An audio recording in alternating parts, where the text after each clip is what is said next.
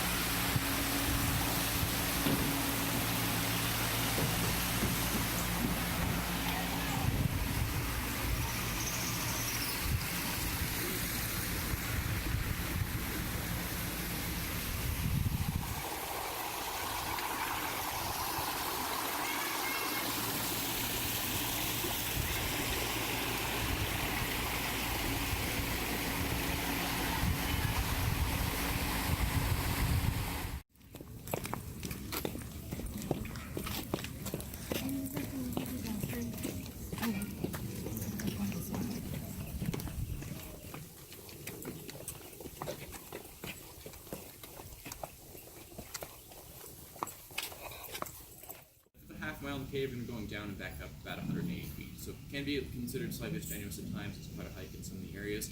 So if you have any physical limitations, if you haven't guessed, where we get our name from, Natural Bridge Caverns.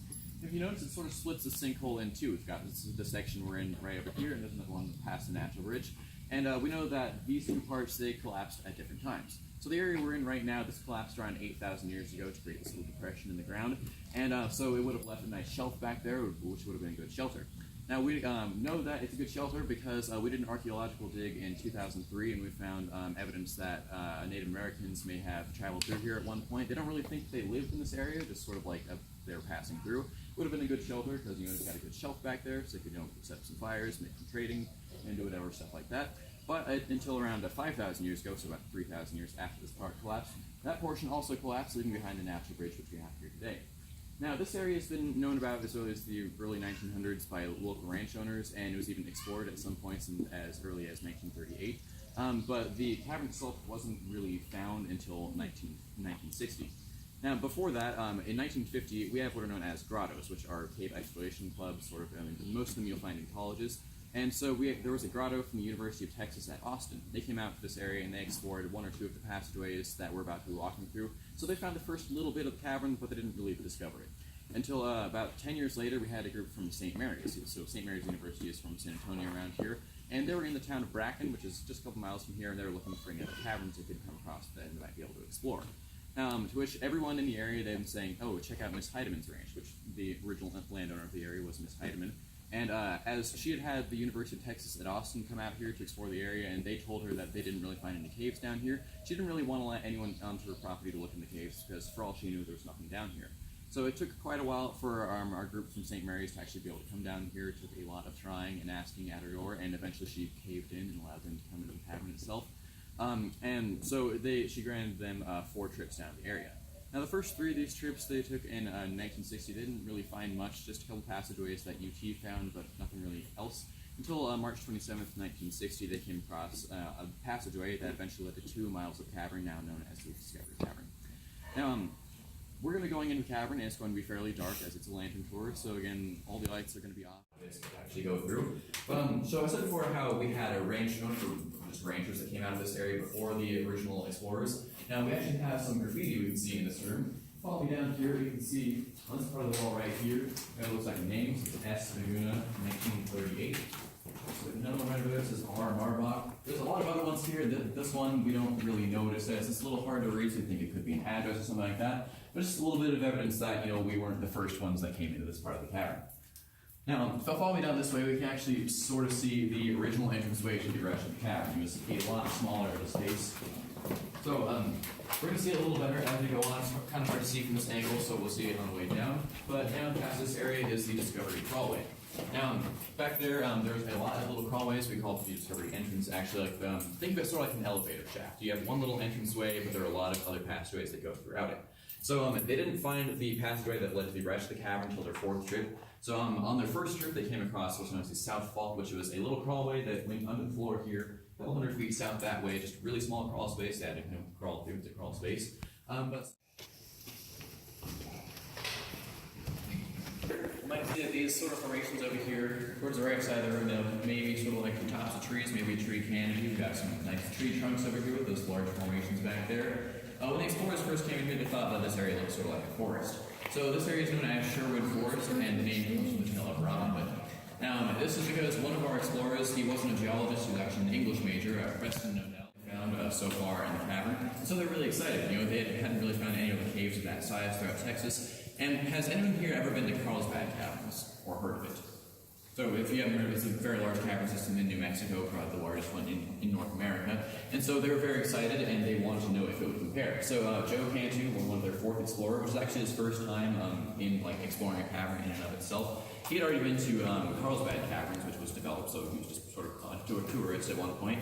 And so as none of the other explorers had been to Carlsbad, they all turned to Joe to see, hey, you know, is this sort of like what they found in Carlsbad?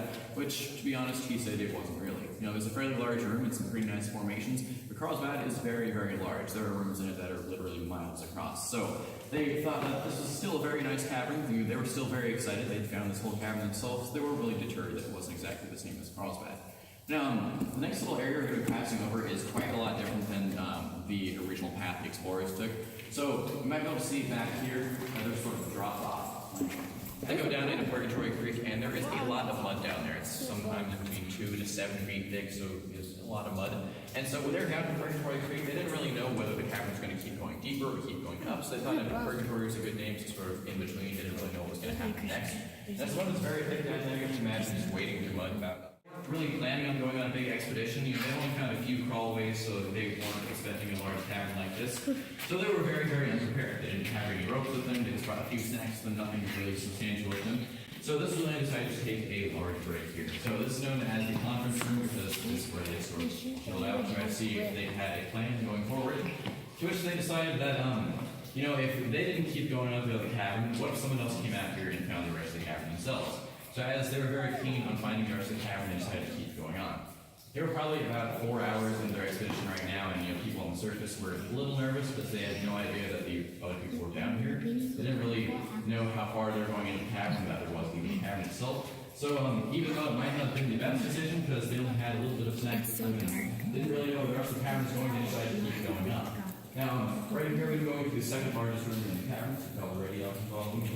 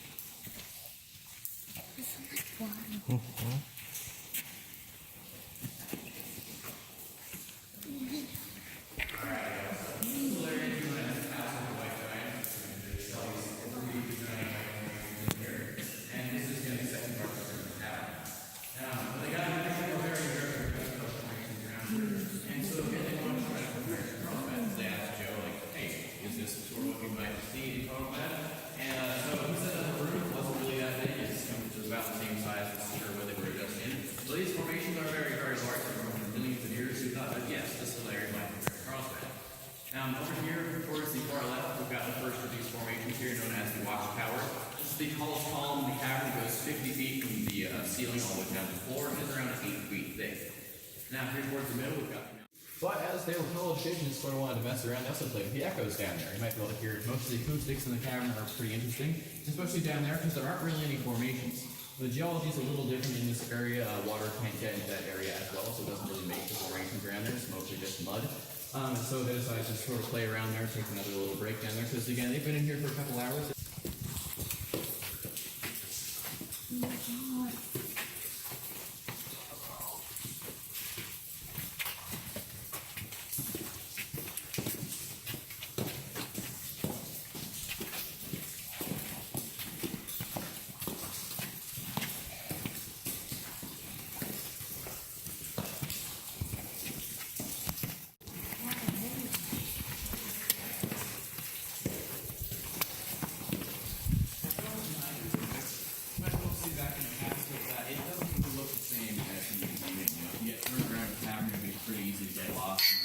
Probably wouldn't even notice that's the exact same room they were just in. It's going to be important just to note, so hold on to that. Right down here in the Emerald Lake passageway, past here, it's more like a little puddle, but sometimes it fills up with rain.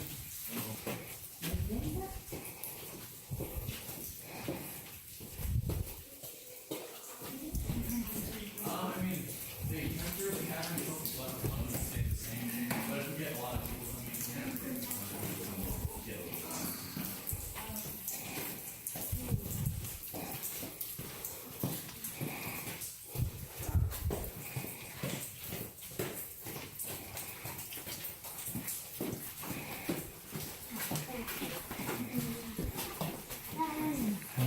take pictures. In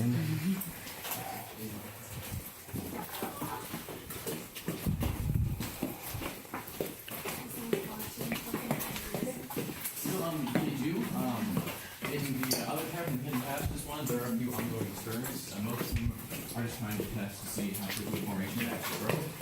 It depends on where you are on the cavern, so it changes a lot. Yeah, we've got a lot of universities around. There's some research going on.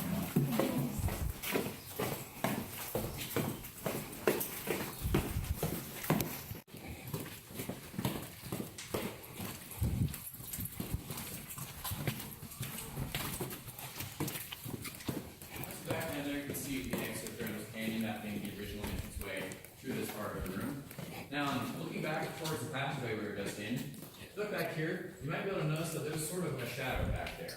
So they didn't find the Emerald Lake passageway until about 3 years later in 1963 when they started developing. So they originally planned to have tours go down into Granville's Canyon and come back up. But when Ori knocked us back here with another caver looking around the area to try to figure out their plan for development, they noticed that little shadow back there. So that little ledge we just walked across was a lot smaller. We had to widen it quite a bit. So you can imagine it's about maybe half as big. So they crawled along that little area back here to find more areas of the cavern. They had found the Emerald Lake. Now when they got to the end and they found the Castle of the White Giants, remember it looked pretty different from the other way around. They thought they'd found it in a completely new room. So they're very, very excited. They thought, wow, we just found more cavern. That was easy. But they quickly noticed that there were other people in the room. Hello. I hope you enjoyed your tour of Natural Bridge Caverns, seeing as much as the cavers who made the discovery did on March 27, 1960. I'm William Knox, one of the lucky 4 that made the discovery that day. Let me take you through some of the nitty-gritty on that day of our discovery. You have seen spectacular parts of the cavern under lighting conditions similar to what we had, but from the comfort of paved walkways. It was quite different on that day in March of 1960. Since we were expecting a typical cave trip, we each carried a small pack in which we had a canteen of water, extra carbide for our miner's lamps, a flashlight, candy, and other snacks. We also were taking a cable ladder and rope to rig a vertical drop near the entrance that we had encountered on earlier trips. After seeing in amazement the spectacular rooms and formations that you have seen, we reached a point about 1,000 feet beyond where you are now in the Hall of the Mountain Kings. It appeared the cave was coming to an end. We were moving through a relatively small slippery passage when I came to an 8-foot diameter hole in the floor on the left side. The floor was covered with several inches of mud, and not expecting anything dramatic, I walked up to the edge. Whoa! There was nothing but darkness beyond the end of my toes. Without thinking about it, my brain quickly processed the fact that I was standing in mud at the very edge of what appeared to be a bottomless pit, and instinct quickly backed me to the opposite wall. No thinking was involved, although a few expletives were uttered. After regaining my composure, I cautiously approached the hole again. By this time, the others had arrived, and we all peered into the blackness. With all our lights aimed into the void, we could make out the bottom, possibly 50 or 60 feet below. We could not see a wall either to the right or left, and could only vaguely see the wall across from us. Well, the cave did not end that day after all. It had all the promise of going on forever. Now, running low on carbide, no extra batteries, and very tired, we started a hasty retreat from the cave. We still had several thousand feet of passage to traverse, 2 mud-filled canyons to cross, 1 ladder climb to make, and 6 tight crawlways to squirm through. 7 hours after we had entered the cave, we finally saw daylight again. This was a day we would all remember for the rest of our lives. Alrighty, y'all. So from this area, again, we have these water fountains over here. Like, take a drink. You can also go back towards the back of the room back here. You can actually see the rest of the cavern that we just hiked up. But also, he's talking about that other passageway that kept going on. You see there is sort of a green light past that way. That's a trail marker, so the cavern itself just keeps on going. It's about 2 miles long. We've only gone through about the first half mile of it. We do actually offer tours past this point. Notice the Discovery Adventure Tour. You get to go through another half mile of really undeveloped cavern like the actual explorers did in their day. Now you might also be wondering, why even go caving itself? Like, why would these 4 guys come down here and do a cave? Now, at the time, we can explore a lot of the Earth's surface, just with Google Maps, you can see a whole lot of it. So caves are sort of one of the last places that people can actually explore, actually find new things other than the bottom of the ocean. It's probably a little easier to actually explore the bottom of the ocean. But if you are ever interested in going caving yourself, please be careful. It's a very, very dangerous thing to do. So always go with people more experienced with you, and just don't go by yourself, which is a horrible idea. But if you would like to go caving, just find out more information, and definitely don't go in on your first time without people more experienced in you. Now, so from this point, you can feel free to take pictures, ask questions, whatever y'all would like. We've currently sort of received into our tour. Back here, we have the exit tunnel. This was blasted out in 1965. So at the time, it's not natural to explore to go all the way back to the caverns. It's nice little exit tunnel here. But also the first year of tours we did, they also had to go back to the caverns instead of this nice tunnel here. So it's going to be about a quarter of a mile walk back to the other side again. So whenever y'all are ready, I'll go on ahead. I'd like to thank you for coming out to y'all are a great group. I'd also like to thank you for joining me on that first time. Thank you very much. I'll be able to rest y'all day. Thank you.